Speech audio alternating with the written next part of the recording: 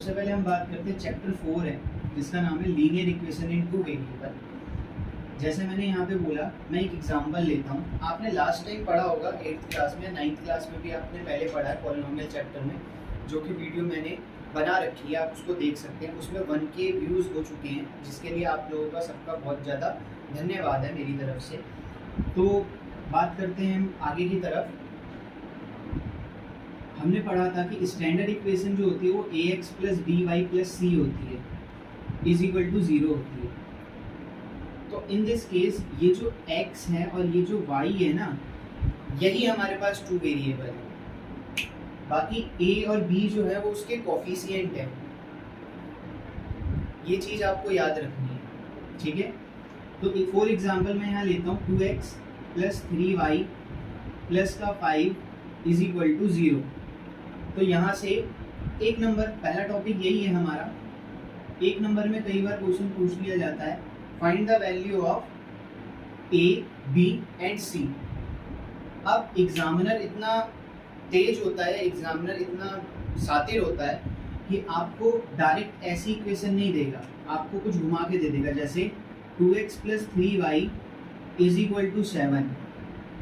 तो उस केस में आप क्या बोलोगे, a की वैल्यू 2 है, b की वैल्यू 3 और c की वैल्यू 7 है, जो कि रॉन्ग है। यहाँ पे आपका एक नंबर कट जाएगा। आपको पहले क्या करना है, 2x प्लस 3y को तो यहीं रखना है, सब टर्म को एक तरफ लाना है, माइनस का 7 इधर आएगा तो इक्वल टू 0 हो जाए। तो यहाँ से आप कंपेयर कर सकते हो, a की वैल्यू जो होगी वो 2 हो जाएगी, b की वैल्यू जो होगी वो 3 हो जाएगी और c की वैल्यू जो होगी वो -7 हो जाएगी। और ये चीज़ देखने के बाद जो एग्जामिनर होगा वो आपको एक नंबर दे देंगे, ठीक है। तो ये पहला टॉपिक था हमारा, ठीक है। अब हम बात करते हैं आगे की तरफ। जो अगला टॉपिक है हमारा, जिसके बारे में हम बात करेंगे, टॉपिक सेकंड। इसमें भी आपको सेम एज इट इज एक इक्वेशन दे दी जाती है। जैसे हम करते हैं 2x plus 3y is equal to 6 ले लेता हूँ, एक नई इक्वेशन ले लेता हूँ ताकि आपको कंफ्यूजन ना हो। अब क्वेश्चन में बोला क्या जाएगा, फाइंड द फोर सॉल्यूशन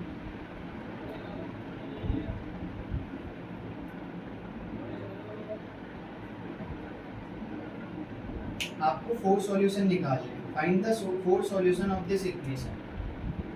अब आपको क्या करना पड़ेगा, 4 सॉल्यूशन बोला जाएगा तो आपको एक एक करके ध्यान से सुनना है। आपको एक बॉक्स बना लेना है,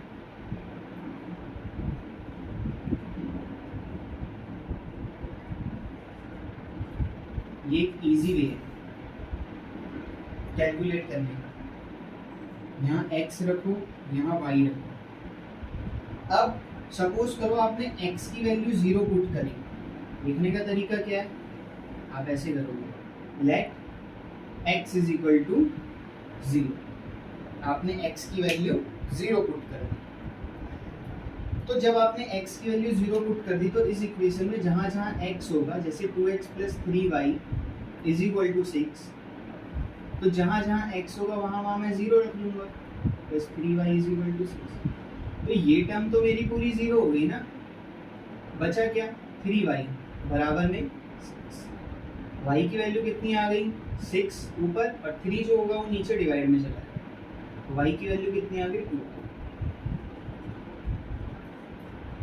इसका मतलब एक बार x की वैल्यू आपने रखी तो y की वैल्यू कितनी आ गई, 2।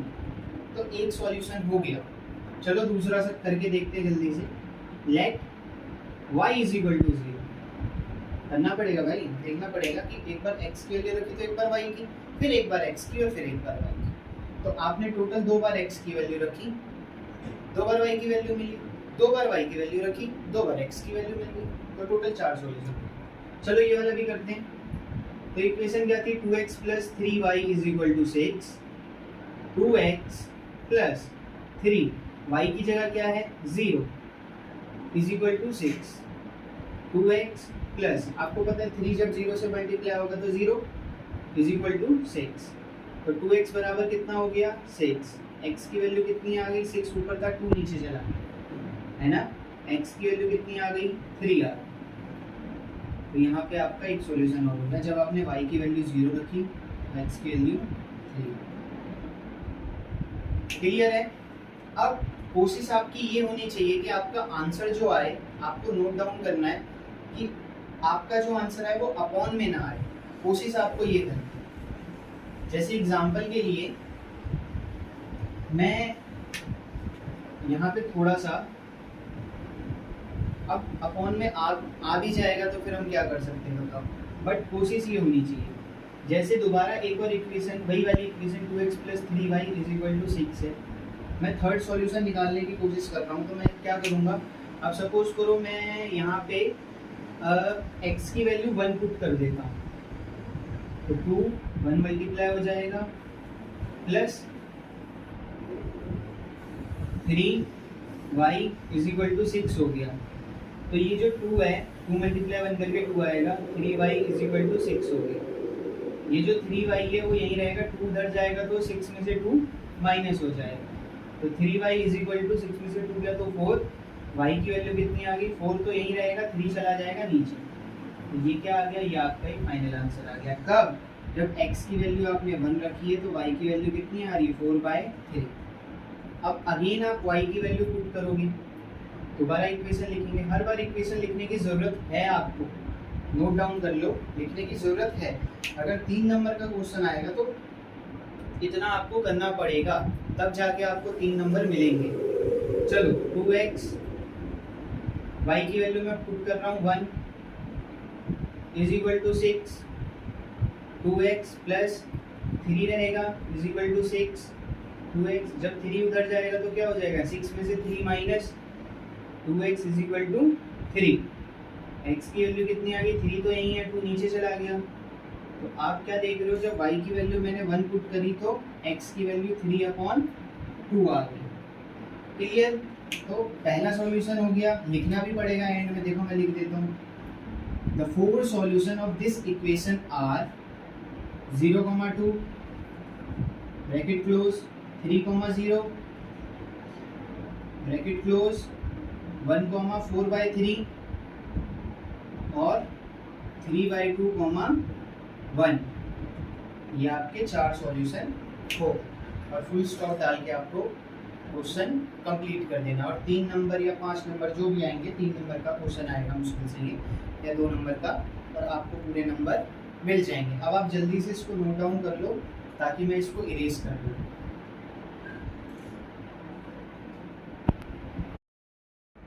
अब हमारा नेक्स्ट टॉपिक है टॉपिक 3, जो आता है चेक।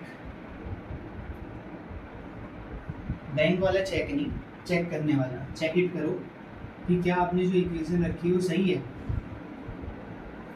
दोनों चीज दी जाएगी आपको, एब्सिस और ऑर्डिनेट भी दी जाएगी, मतलब एक्स और वाई कोऑर्डिनेट दिए जाएंगे, और इक्वेशन भी दी जाएगी, और आपको चेक करना है।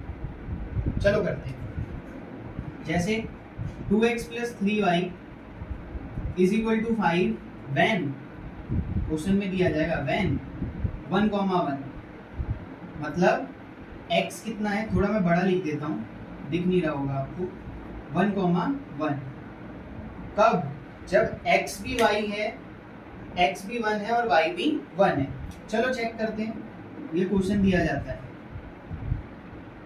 x की जगह कुछ नहीं करना, जब भी चेक करने वाला क्वेश्चन आए तो आपको जो वैल्यू दे रखी है ना x और y की, वो पुट करनी है इक्वेशन में। 2 x की जगह क्या रखेंगे, 1 प्लस 3 y की जगह क्या रखेंगे, 1। बट आपको ये चीज ध्यान देनी है कि इक्वल टू वाली टर्म नहीं रखनी है। अगर आपने इक्वल टू वाली टर्म रख दी तो मामला खराब हो जाएगा। आंसर इक्वल टू के बराबर आना चाहिए। जैसे अभी करके दिखाता हूँ मैं, 2 1 जा 2 प्लस 3 कितना हो गया, 5। आप देख रहे हो राइट हैंड साइड में भी कितना आ रहा है, 5। तो आप क्या बोलोगे कि ये इसका सॉल्यूशन है। अगर ये दोनों बराबर नहीं आते तो ये इसका सॉल्यूशन नहीं होता और आंसर गलत हो जाता। आप रॉन्ग भी लिख सकते थे, मतलब रॉन्ग काट के नहीं लिखोगे, बट आप लिख सकते थे कि देयर इज नो सॉल्यूशन, ऐसे करके आप बोल सकते कि ये इसका सॉल्यूशन नहीं है या सॉल्यूशन ही नहीं है। आप इसको बता सकते हैं। एक क्वेश्चन और करते जल्दी से। 3x माइनस का y = 10, 1, √2 अब रूट 2 क्या है भाई, रूट में भी आ जाती है टर्म, कई बार आपके पास रूट में भी आ जाती है। अगर हम चाहें तो इसको थोड़ा सा क्वेश्चन को मॉडिफाई कर देते, 3x माइनस रूट 2y कर देते हैं, ठीक है। तो 3x की जगह क्या करना है, 1 रखना है, माइनस 2 रूट 2 और y की जगह रूट 2। राइट साइड को नहीं लिखना, इक्वल टू 10 नहीं लिखना, ये गलती मत करना। 3 वन जा 3 माइनस रूट 2 को रूट 2 से मल्टीप्लाई करो कितना आएगा 2, इसका मतलब 3 में से 2 माइनस हुआ तो कितना आंसर आया 1। और इधर क्या था, इधर था 10, तो क्या ये इक्वल होंगे, नहीं होंगे, ऐसे लिख दो। यहाँ पे भी छोड़ दोगे तो आपको नंबर मिल जाएंगे, 1 इज नॉट इक्वल टू 10, ठीक है। तो ये आपका खत्म हो गया। अब आते हैं हम अगले टॉपिक की तरफ,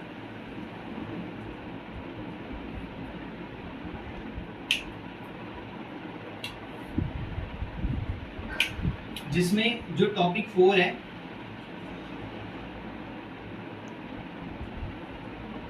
जिसमें क्वेश्चन क्या बोला जाता है, फाइंड द वैल्यू ऑफ के की वैल्यू फाइंड करनी है, क्लियर है। के की वैल्यू आपको फाइंड करनी है तो आपको इक्वेशन दी जाती है, जैसे मैं यहाँ पे बोलता हूँ, हाँ बट के की वैल्यू जो फाइंड करने दी जाएगी तो इसकी तरह आपको x और y की वैल्यू दी जाएगी। जैसे example, find the value of k और इक्वेशन दी गई है 2x plus ky is equal to 6। Here ऐसे करके बोला जाता है, हेयर या when x is equal to 1 और y इज इक्वल टू 2। अब मैं हमेशा पॉजिटिव ही ले रहा हूँ, चलो एक काम करता हूँ, मैं y की वैल्यू माइनस में ले लेता हूँ, थोड़ा सा क्वेश्चन को इंटरेस्टिंग बना देते हैं। तो 2x की जगह कुछ नहीं करना, आपने जो इक्वेशन दे रखी है उसमें x और y की वैल्यू पुट करना है, बट अब इसमें इक्वल टू जो दे रखा है उसको भी लेना, ठीक है। चलो करके देखते हैं, 2x की जगह 1 है प्लस k y की जगह -2 है इज इक्वल टू 6, क्लियर है, कोई दिक्कत तो नहीं है यहाँ तक। 2 वन जा 2 प्लस, अच्छा प्लस था और माइनस था तो माइनस हो जाएगा, k था और 2 था तो k2 मत लिख देना, ठीक है। पहाड़ी नहीं लिखना है आपको, जो पहाड़ होता है k2 वो वाला नहीं लिखना है, ठीक है, एवरेस्ट के बगल वाला जो भी है, तो 2k लिखना है आपको इज इक्वल टू 6, क्लियर। अब ये 2 उधर जाएगा तो कितना होगा, ये -2k तो यहीं रहेगा बेचारा, वो जा ही नहीं सकता क्योंकि उस पर 2 भी है और k भी है और माइनस भी है, 3 चीज़ें हैं, वो 3 हिंड्रेंस पैदा करते हैं। 2 जो है वो उधर जाएगा तो क्या होगा, 6 में से 2 माइनस हो गया, तो माइनस का 2k इज इक्वल टू 6 में से जब 2 गया तो 4 बच गया, क्लियर है यहाँ तक। अब मुझे क्या करना है, मुझे k की वैल्यू निकालनी है, तो k की वैल्यू निकालनी, तो जो इतनी टर्म है ना, ध्यान से देखो, आप दिख रहा होगा आपको, बड़ा बड़ा लिखा है मैंने, -2 जो है ना वो नीचे चला जाएगा। अब 2 के टेबल में 4 कितनी बार में आता है, 2, और माइनस भी तो है, तो k की वैल्यू कितनी आ गई, -2, क्लियर है। चलो एक क्वेश्चन और कर लेते हैं जल्दी से, क्योंकि जितने क्वेश्चंस करेंगे उतना ही ठीक रहेगा, ठीक है। अब इस केस में मैंने क्या किया, पहले दोनों पॉजिटिव लिए थे, अब अगले वाले केस में जब मैं चेक कर रहा था तो मैंने दोनों पॉजिटिव लिए थे, ठीक है, वो भी सिमिलर ही था, k की वैल्यू ली थी तो एक पॉजिटिव और एक नेगेटिव लिया था।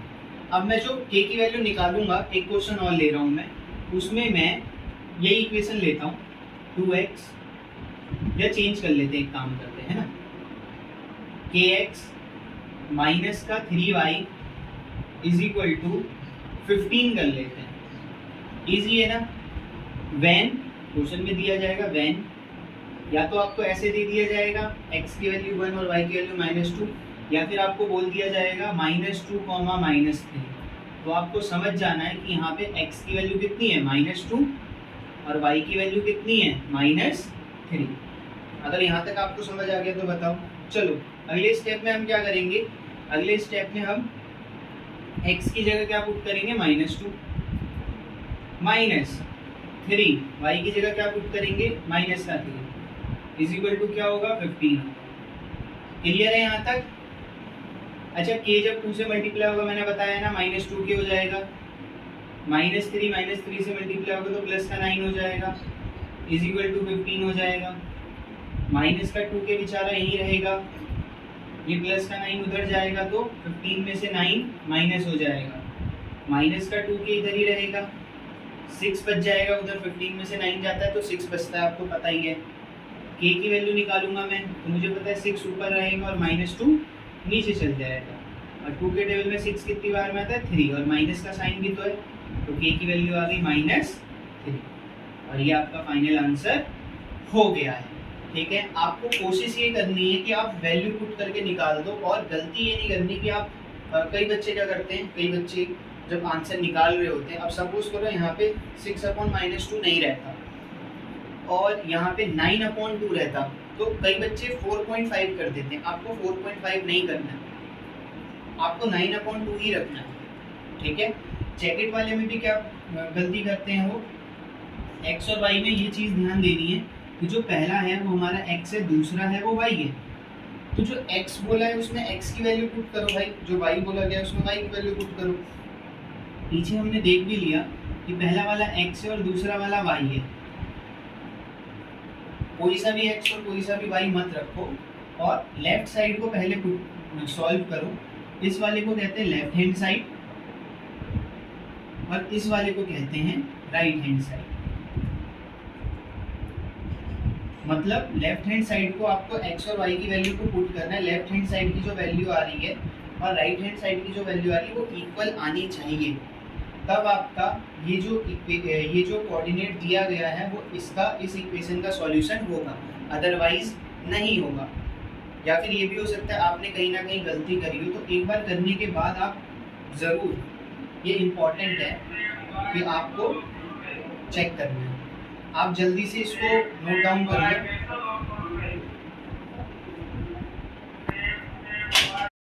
अब हमारा 4 टॉपिक तो हो गया था, हमारा 5th टॉपिक है जो कि लास्ट टॉपिक है। इसके बाद मैं एक दो और टॉपिक नहीं बट क्वेश्चंस करवाऊंगा जो रिलेट करेंगे पेपर में। इसके बाद ये 2 चैप्टर आप बेफिक्र हो जाओ। अब मैंने चैप्टर 2 की वीडियो भी बना दी, चैप्टर 3 और 4 की भी बना दी। यूक्लिड वाला चैप्टर जो है वो तो मात्र मुझे लगता है कि पढ़ ही लोगे आप, तो 2-3 नंबर का जो है वो आ जाएगा। बट अगला जो चैप्टर है, मैं अभी स्कोरिंग चैप्टर के ऊपर काम कर रहा हूँ। हीरोन्स फार्मूला जो है फर्स्ट टर्म में आता है, तो अगला जो वीडियो हम रखेंगे वो हीरोन्स फार्मूला के ऊपर रखेंगे, और उसके बाद हम ट्राइंगल की तरफ आ जाएंगे, ट्राइंगल, लाइन्स एंड एंगल, ये वाले की तरफ आ जाएंगे। तो आपको क्या करना है, आपको ज़्यादा से ज़्यादा शेयर करना है, सब्सक्राइब करना है। बार बार मैं आपको बोल रहा हूँ, क्योंकि जितने ज़्यादा व्यूज़ होंगे, सब्सक्राइबर होंगे, लाइक होंगे, शेयर होंगे, उतना ही मेरे को ज़्यादा मोटिवेशन मिलेगा। तो 1 लाइक से कुछ नहीं होता, 1 लाइक से एक मोटिवेशन होता है। स्टार्ट करते हैं हम टॉपिक 5 की तरफ। अब आपको क्वेश्चन में बोला जाएगा कि ड्रॉ द ग्राफ, मतलब जो इक्वेशन आपको दी गई है उसका ग्राफ ड्रॉ करो, उस इक्वेशन का ग्राफ ड्रॉ करो। इसको देखते ही इंसान जो होता है वो हिल जाता है, बट आपको नहीं हिलना। एग्जाम्पल के लिए x + y = 7, ये वाला दिया गया। मैं मार्कर चेंज करता हूँ, x + y = 7 दिया गया। कुछ नहीं करना, जैसे 4 सॉल्यूशन करे थे ना वैसे करना है। आप क्या करोगे, लेट x = 0। जब आपने ये इक्वेशन थी x + y = 7, उसमें x की जगह 0 रख दिया, 0 + y = 7, तो कहीं ना कहीं y की वैल्यू भी तो 7 आ गई ना भाई। तो कोऑर्डिनेट क्या हो गया, 0,7। अगेन आप क्या करोगे, अब लेट करोगे y = 0। इन दिस केस आप ये चीज़ देखोगे कि अब जहाँ जहाँ y होगा वहाँ वहाँ आप 0 पुट कर दोगे, =7। x कितना हो गया, 0 प्लस हो या माइनस हो कोई दिक्कत नहीं। तो ये कोऑर्डिनेट क्या बन गया 7,0। अब जब आपको बोला गया ड्रॉ द ग्राफ, तो आप क्या करोगे, ग्राफ को ड्रॉ करोगे। लाइन थोड़ी हल्की दिख रही होगी आपको, मार्कर दिखा रहा है।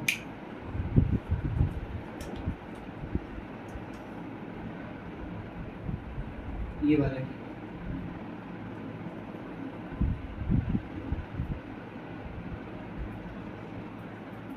1 2 3 4 5 6 7 -1 -2 -3 -4 -5 1 2 3 4 5 6 7 8 -1 -2 -3 पूरी चीज़ लिखनी पड़ेगी आपको, चाहे आ रहा है या नहीं आ रहा है, उसमें उस क्वाड्रेंट में आ रहा है या नहीं आ रहा है, बट आपको लिखना पूरा पड़ेगा। जो पैटर्न है वो आपको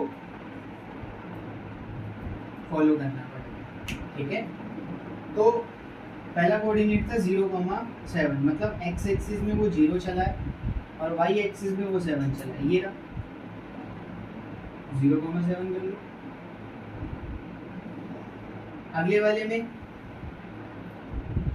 7,0 था, तो एक्स एक्सिस में वो 7 चला, वाई एक्सिस में वो 0 चला। अब आपको बोला जाता है ड्रॉ द ग्राफ, तो आप क्या करोगे, आप इस लाइन को ऐसे करके यहाँ से मिला दो। बट अभी काम खत्म नहीं हुआ है। ये जो लाइन जा रही है इसके बीच में यहाँ पे यहीं पे आपने इक्वेशन भी लिखनी है, जिससे टीचर को ये चीज़ पता चले कि इक्वेशन, लाइन की इक्वेशन क्या है, ये रही। 2 सॉल्यूशन निकले हैं, वो ये है। थोड़ा सा इसी क्वेश्चन को मॉडिफाई कर लेते हैं हम। अगर मेरे को x + y = 7 दे रखा, मैंने तो 2 सॉल्यूशन निकाल दिए। अब मैं अगले केस में क्या करता हूँ, लेट करता हूँ x = 1, तो क्या हो जाएगा, x की जगह 1 + y = 7। क्लियर है। y की वैल्यू क्या आ जाएगी, जब 1 उधर जाएगा तो 7 में से 1 माइनस हो गया, y की वैल्यू कितनी आ गई, 6 आ गई। इसका मतलब कोऑर्डिनेट क्या हो गया, 1,6। एक और कर लेते हैं, equation y x + y = 7, y की वैल्यू 1 ले लेते हैं, x + 1 = 7, y की वैल्यू क्या हो गई, y की वैल्यू हो गई 1, तो 1 उधर जाएगा तो x की वैल्यू क्या हो जाएगी, 7 - 1, x की वैल्यू आ गई 6। कोऑर्डिनेट क्या है, 6,1। चलो पुट करते हैं भाई। ये था, एक था 1,6, 1,6 ये रहा, और एक था 6,1 ये रहा। चलो मिला दो दोबारा से यहाँ से, ठीक है। बस अगर जैसे आपको सॉल्यूशन दिया जाएगा और आपको ये बोला जाएगा कि अगला एक आपने वो निकाला, वैल्यू निकाली और उसका आंसर आ जाता है सपोज करो 3,4, और आपको बोला जाएगा सॉल्व करो या फिर इसको शो करो ग्राफ में, तो आप क्या करोगे, x में 3 कदम और y में 4 कदम, ऐसे करके इसको रख दो, ठीक है। इसको ऐसे करके रख दो, ठीक है। या फिर अगर सपोज करो 5,0 आ जाता है, तो आप क्या करोगे, सॉरी 5,0 इधर रख दो, या 0,5 आ जाता है, तो आप क्या करोगे, यहाँ से एक ग्राफ की लाइन खींच दो। तो आपको कुछ नहीं करना, आपको इसको सॉल्व करना है और इसके ज़्यादा से ज़्यादा एग्जाम्पल्स आपको बनाने हैं। आप जल्दी से इसको नोट डाउन कर लो, बट उससे पहले आपको ये चीज़ ध्यान देनी है, जैसे मेरा ये वाला ग्राफ बना है तो मैंने अपनी तरफ से एग्जाम्पल लिए थे, अपनी तरफ से वैल्यू पुट करी थी, तो मेरे जो सॉल्यूशन बने थे, ग्राफ बने थे, वो अलग अलग बने थे, अलग अलग। जैसे मैंने एक यहीं पे ले लिया तो 2 पैरेलल बन गए, पैरेलल का मतलब क्या होता है आपको पता होगा, एक लाइन के ऊपर एक लाइन, ठीक है, ओवरलैप होती है। तो कई बार दो लाइन जो होती है वो इंटरसेक्ट भी कर सकती है, और कई बार जो लाइन होती है दोनों लाइन पैरेलल भी हो सकती है।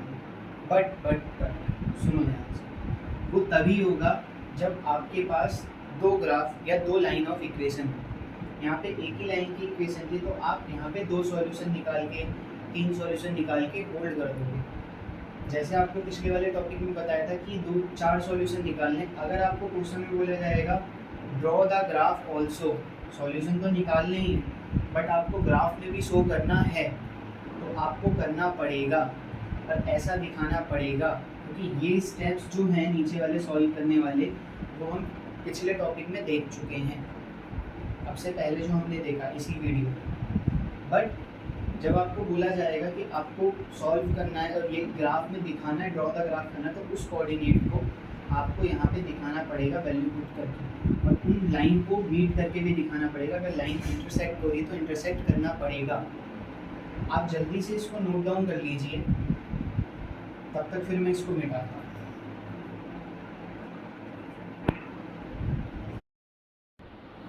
अब हम एक एक्सरसाइज, एक क्वेश्चन लेंगे, एक्सरसाइज 4.1 का पहला क्वेश्चन लेंगे, जिससे हमारे सारे टॉपिक क्लियर हो जाए। क्वेश्चन बोला गया है, पढ़ते हैं हम थोड़ा जल्दी से। The cost of a notebook is twice the cost of a pen, write a linear equation in two variable to represent this statement. तो यहाँ पे क्वेश्चन बोला गया, जो कॉस्ट है ना नोटबुक की जो कॉस्ट है वो ट्वाइस है पेन के कॉस्ट से। तो यहाँ पे मैं बोलूँगा, मैं लेट कर लेता हूँ कि जो पेन का कॉस्ट है वो x है, और जो नोटबुक का कॉस्ट है वो y है, ठीक है। तो इस हिसाब से y जो होगा, बोला कि नोटबुक का जो कॉस्ट होगा वो पेन से ट्वाइस हो जाएगा, तो y is equal to 2x नहीं होगा क्या? सोचो आप, y is equal to 2x ही तो होगा। तो ये आपके पास एक इक्वेशन बन गई। अगर आपको बोला जाएगा कि खाली इक्वेशन बनाओ, तो आप यहाँ पे इक्वेशन बना के छोड़ दोगे। बट अगर आपको ये बोला जाएगा कि आपको इसके सॉल्यूशन निकालने हैं, तो आप क्या करोगे? अगेन वही साइकिल चलेगी हमारी। y is equal to 2x लिख दिया, यहाँ पे लेट कर लो, x की वैल्यू 1, 0 मत रखना यार, y की वैल्यू भी 0 आ जाएगी, वरना देख लो, आप करके देख लेना। y is equal to 2, x की जगह 1, y की वैल्यू कितनी आ गई? 2 इंटू 1 2। तो इस हिसाब से y की वैल्यू 2 आ गई। अगर आपको बोला जाए तो कि सॉल्यूशन निकालो, तब आप निकालोगे, अदरवाइज नहीं निकालोगे, ऐसे ही हो गया। अब एक लास्ट पॉइंट रह रहा है, जैसे एक इक्वेशन दी गई है y is equal to 3x plus 5, तो आपको बताना है कि ये जो इक्वेशन है इसके वन सॉल्यूशन है, लिख देता हूं मैं, टू सॉल्यूशन है, टू नहीं वन सॉल्यूशन होगा, नो सॉल्यूशन होगा, और इनफाइनाइटली मैनी सॉल्यूशन। तो ये तीन टाइप के सॉल्यूशंस होते हैं, तो आपको चेक करना है। अगर आप x की वैल्यू डाल रहे हो और y की वैल्यू मिल रही है, बट एक ही बार मिल रही है, जैसे मैंने बोला x की वैल्यू 1 डाल रहा हूँ, y की वैल्यू कुछ मिल गई। अब मैं x की वैल्यू कुछ भी चेंज कर दूँ, y की वैल्यू वही मिलनी है, या y की वैल्यू कुछ भी चेंज कर दूँ, x की वैल्यू वही मिलनी है। जैसे x की वैल्यू 1 डालूँ, कोई इक्वेशन ले लेंगे बाद में, बट एग्जांपल सुनो आप कि x की वैल्यू 1 डाल रहा हूँ तो y की वैल्यू भी 1 मिल रही है, y की वैल्यू 1 डाल रहा हूँ तो x की वैल्यू भी 1 मिल रही है, तो ये वन सॉल्यूशन हो गया। या आप बोल सकते हो कि बार बार वही वैल्यू डालने पे, मतलब एक ही बार डालूंगा, एक ही वैल्यू डालूंगा, एक ही सॉल्यूशन मिलेगा, दूसरा सॉल्यूशन नहीं मिल रहा। नो सॉल्यूशन का मतलब क्या हो गया? ना x की वैल्यू डाल रहा हूँ, ना y की वैल्यू मिल रही है, x की वैल्यू डाल लूँ या y की वैल्यू मैं डाल लूँ, कोऑर्डिनेट मिल ही नहीं रहा कुछ।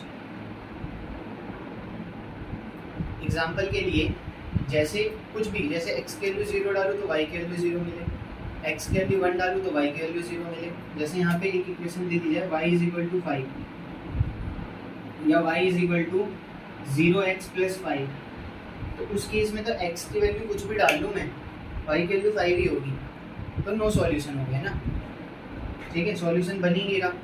और इन्फाइनाइटली मैनी सॉल्यूशन में क्या होगा, x की वैल्यू डालते जा रहे हैं और y की वैल्यू मिलती जा रही है, मतलब हर बार वैल्यू चेंज हो रही है। x की वैल्यू जितनी बार आप चेंज करोगे y की वैल्यू उतनी बार चेंज होगी, और y की वैल्यू जितनी बार चेंज करोगे x की वैल्यू उतनी बार चेंज होती रहेगी। तो इसका मतलब बहुत सारे सॉल्यूशन बनेंगे, मतलब बहुत सारे कोऑर्डिनेट मिलेंगे। एब्सिसा की वैल्यू डालते जाओ और ऑर्डिनेट की वैल्यू मिलती जाएगी, या ऑर्डिनेट की वैल्यू डालते जाओ एब्सिसा की वैल्यू मिलती जाएगी। तो आपका ये लास्ट पॉइंट बोल लो, टॉपिक मत बोलो, क्योंकि टॉपिक तो मैंने 5 ही टॉपिक में डिवाइड किया था, जिसके बेसिस पे मैं सारे एग्जाम्पल और क्वेश्चंस भी करवा चुका हूँ। और ये आपके लिए इन 2 चैप्टरों का इनफ है, या कैप्सूल बोल लो एक तरीके से, जिसको 30 मिनट को या 35 मिनट को या 40 मिनट जितनी की भी वीडियो बने, जितने की भी वीडियो 30 मिनट की या 40 मिनट की जो भी है, इसको अगर आप देख लेते हो तो 7 से 8 नंबर आपके कहीं नहीं गए, ये मान के लिख लो आप, ठीक है ना, ये मान के ले ही लो एकदम अच्छे से। तो आपको क्या करना है, आपको इन क्वेश्चंस को, जो एग्जांपल्स मैंने दिए हैं उनको बार बार नोट डाउन करना है, और उनके बेसिस पे एनसीईआरटी के क्वेश्चंस होते हैं वो आपको करने हैं। जैसे 4.1 4.2 ये जो है आपसे बहुत ईजिली हो जाएंगे, तो आपको बस एक बार ये करना है, और एग्ज़ाम के टाइम पे अगर आप इसको देख लोगे तो इससे बढ़िया आपके लिए और ज़्यादा कुछ नहीं है, ठीक है। Thank you for watching this video. आप ज़्यादा से ज़्यादा अपने दोस्तों तक इसको वीडियो को पहुँचाओ, शेयर करो, लाइक करो, कमेंट करो, बेस्ट पार्ट कौन सा रहा आपके लिए, वीडियो हेल्पफुल था या नहीं था, और चैनल को सब्सक्राइब करो, ताकि जो लोग ट्यूशन वगैरह नहीं जा पाते, या फिर जो लोग कैपेबल नहीं होते, क्योंकि कुछ हैंडीकैप भी होते हैं जो पढ़ाई कर रहे होते हैं ऑनलाइन, कहीं और किसी और बोर्ड से करते हैं या कोई ओपन बोर्ड से करते हैं, जिनसे उनको इधर उधर जाने का टाइम नहीं मिल पाता, या फिर उनके पास सोर्सेज भी नहीं होता, वो घर पे बैठ के ही तैयारी करते हैं। कुछ ऐसे भी स्टूडेंट्स होते हैं जो क्या करते हैं, जिनकी पढ़ाई छूट जाती है, एज ज़्यादा हो जाती है, तो उनके लिए भी ये वीडियो बहुत ज़्यादा हेल्पफुल है। प्लस आपका बेस जो है, ग्राफ वगैरह के क्वेश्चन उठते हैं, उसके लिए भी ये वीडियो जो है बहुत ज़्यादा हेल्पफुल है। तो आप ज़्यादा से ज़्यादा लोगों तक ये शेयर कीजिए, सब्सक्राइब करिए मेरा चैनल, और कोशिश करिए कि जल्दी से जल्दी 1K हो जाए। और अगर 1K हो गया तो आपके लिए सरप्राइज़ टाइप का मैं ऑर्गेनाइज़ करूँगा। तो आप ज़्यादा से ज़्यादा कोशिश करिए कि ज़्यादा से ज़्यादा अपने दोस्तों तक ये वीडियो पहुँचा सकें।